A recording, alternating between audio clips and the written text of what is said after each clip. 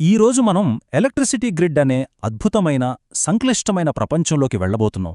మనందరికీ స్విచ్ వేయగానే కరెంట్ ఎలా వస్తుందో తెలుసు, కానీ ఆ కరెంటు వెనకాలన్న మార్కెట్, దాని ధరలు ఎప్పటికప్పుడు ఎలా మారుతూ ఉంటాయో ఎప్పుడైనా ఆలోచించారా? ఈ పవర్ గ్రిడ్ను మనం ఒక పెద్ద హైవే సిస్టంలో ఊహించుకుందాం.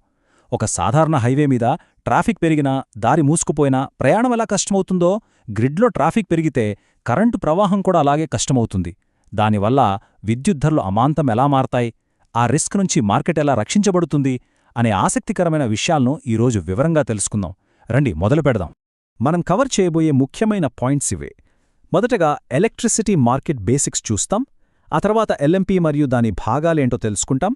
మూడోది డీసీఓపీఎఫ్ వర్సెస్ ఏసీఓపీఎఫ్. నాలుగోది అసలైన సమస్య, కంజెషన్ ఇష్యూస్. ఇంకా చివరగా రిస్క్ మేనేజ్మెంట్ విత్ ఎఫ్టీఆర్ గురించి మాట్లాడుకుందాం. ఈ ఇంజనీరింగ్ ఎకనామిక్స్ పేర్లు చూసి కంగారుపడకండి. ఇవన్నీ మనం చాలా సింపుల్గా సరదాగా బ్రేక్డౌన్ చేసుకోబోతున్నాం. Section 1 electricity market basics. గ్రిడ్ను ఒక హైవేలాగా చూడటం. అసలు ఈ భారీ ఎనర్జీ మార్కెట్ బేసిక్స్ ఏంటో చూద్దాం. ఇక్కడ మనం తెలుసుకోవాల్సిన మొదటి పదం నోడ్. అసలు ఈ నోడ్ అంటే ఏంటి?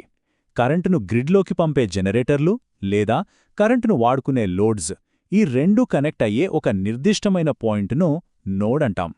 దీన్ని మన హైవేకి లింక్ చేస్తే వాహనాలు హైవే ఎక్కే లేదా దిగే ఒక ఎగ్జిట్ ర్యాంప్ అనుకోవచ్చు.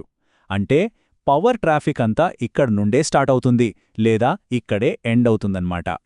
ఇప్పుడు ఈ బేసిక్ నెట్వర్క్ను చూడండి, మీకు ఈజీగా అర్థమైపోతోంది. ఎడలువైపున నోడ్ 1 దగ్గర ఒక జనరేటర్ ఉండి పవర్ను ప్రొడ్యూస్ చేస్తోంది. ఆ పవర్ అలా మధ్యలో ఉన్న ట్రాన్స్మిషన్ లైన్ ద్వారా ట్రావెల్ చేసి కుడివైపున నోడ్ 2 దగ్గర ఉన్న లోడ్కి రీచ్ అవుతోంది. అంతా బాగానే ఉంది గదా? కానీ ఇక్కడే ఒక చిన్న ట్విస్ట్ ఉంది. ఆ మధ్యలో ఉన్న ట్రాన్స్మిషన్ లైన్కి ఒక కెపాసిటీ లిమిట్ ఉంటుంది. అంటే మనం ఇష్టమొచ్చినంత అనంతమైన కరెంటును ఆ లైన్ ద్వారా పంపలేము. సెక్షన్ 2 ఎల్ఎంపీ మరియు దాని భాగాలు.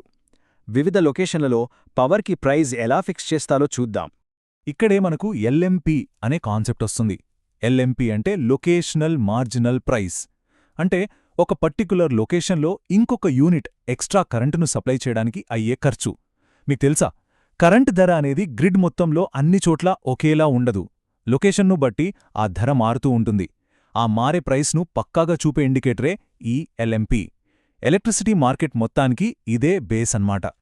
సరే, ఈ ఎల్ఎంపీ ఎలా డిసైడ్ అవుతుందో చూద్దాం. ఇందులో ముఖ్యంగా 3 భాగాలుంటాయి. ఒకటి ఎలక్ట్రిసిటీ ప్రొడ్యూస్ చేయడానికయ్యే మార్జినల్ కాస్ట్.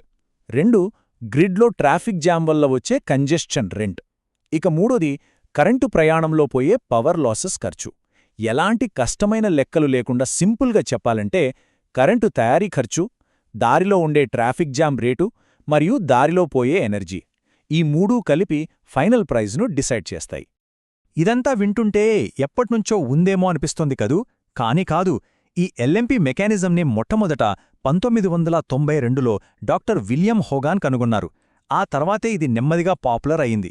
అంటే ఇంత పెద్ద సక్సెస్ఫుల్ ఆధునిక మార్కెట్ స్ట్రక్చర్ మనకు అందుబాటులోకి వచ్చి జస్ట్ కొన్ని దశాబ్దాల మాత్రమే అవుతోందన్నమాట.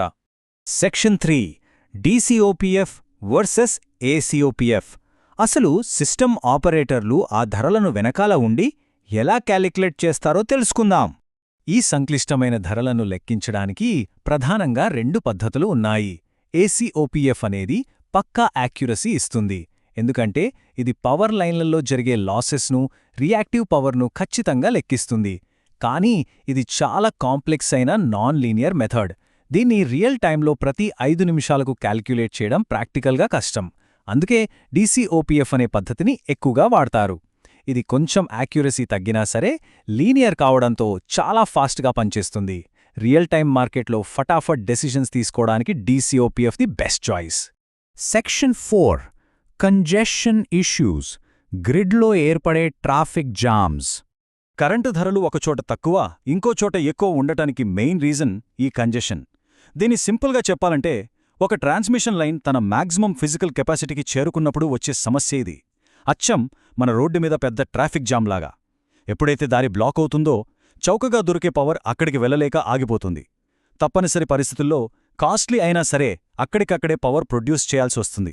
అప్పుడింకేముంది, అక్కడ ఎల్ఎంపీ అమాంతం పెరిగిపోతుంది. ఇప్పుడసలు ప్రశ్న ఏంటంటే, ఈ కంజెషన్ వల్ల ధరలు ఇలా ఇష్టమొచ్చినట్లు పెరిగిపోతూ పడిపోతూ ఉంటే మార్కెట్లో పవర్ కొనేవాళ్లు అమ్మేవాళ్లు ఫినాన్షియల్గా ఎలా సర్వైవ్ అవుతారు? అంత పెద్ద రిస్క్ నుంచి వాళ్ళని కాపాడేదేంటి? Section 5 risk management with FTR. ఇవి ఫైనాన్షియల్ షీల్డ్స్ అంటే ఆర్థిక కవచాలు.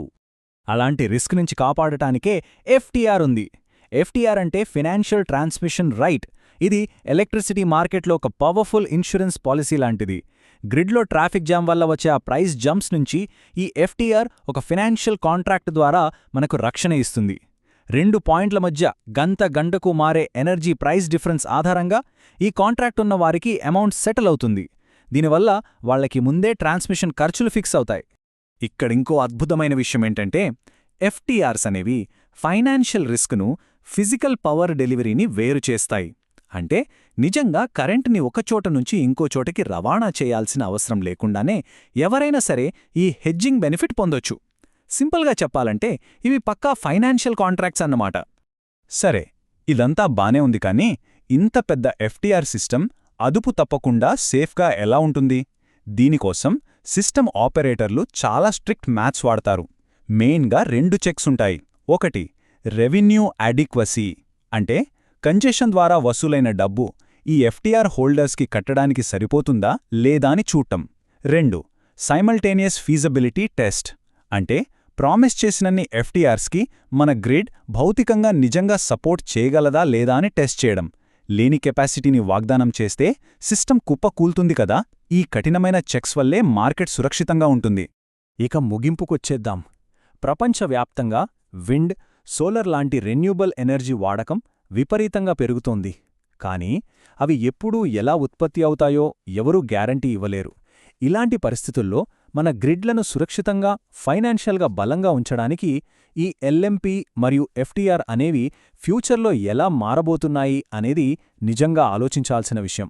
ఏదేమైనా ఈ అనాలిసిస్తో ఎలక్ట్రిసిటీ మార్కెట్ వెనకాలన్న ఇంజనీరింగ్ మరియు ఎకనామిక్స్ ఎలా పనిచేస్తుందో స్పష్టంగా అర్థమైందని ఆశిస్తున్నాను. మరొక ఆసక్తికరమైన అంశంతో మళ్ళీ కలుద్దాం.